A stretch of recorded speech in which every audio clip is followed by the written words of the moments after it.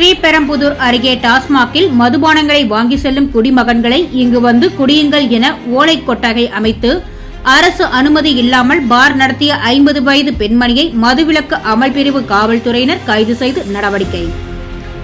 காஞ்சிபுரம் மாவட்டம் ஸ்ரீபெரும்புதூர் அடுத்த மன்னூர் பகுதியில் டாஸ்மாக் கடை எண் 4443 அரசு மதுபான கடை செயல்பட்டு வருகின்றது. இங்கு பாபு என்பவர் அரசு உரிமம் பெற்று பார் நடத்தி வருகிறார். டாஸ்மாக் கடையில் இருந்து சுமார் 150 மீட்டர் தூரத்தில் அஞ்சலை என்ற 50 வயது பெண்மணி ஓலை கொட்டகை அமைத்து உரிமம் இல்லாமல் பார் நடத்தி வருகிறார். ஓலை கொட்டகை அமைத்து அதன் உள்ளே பழைய பிளாஸ்டிக் டேபிள் மற்றும் பழைய பிளாஸ்டிக் சேர் போன்ற வசதிகளை ஏற்படுத்தி அதில் அவித்த முட்டை, காராச்சேவ், சமைக்கப்பட்ட சிக்கன், முட்டை வறுவல், சுண்டல் இவைகளுடன் பிளாஸ்டிக் டம்ளர், வாட்டர் பாட்டில்கள் ஆகியவற்றை விற்பனைக்கு வைத்துள்ளார்.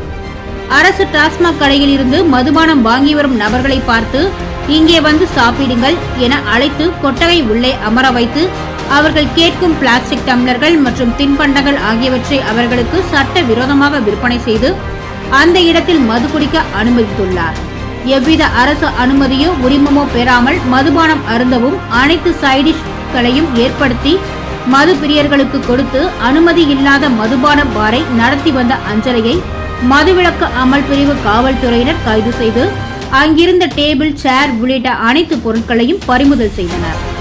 அஞ்சலியை கைது செய்து பொருட்களை பறிமுதல் செய்தது போல் பல இடங்களில் அனுமதியே இல்லாமல் நடத்தும் பார்களையும் சோதனையிட்டு அவர்களையும் கைது செய்ய வேண்டும் என மது பிரியர்கள் வேண்டுகின்றனர்.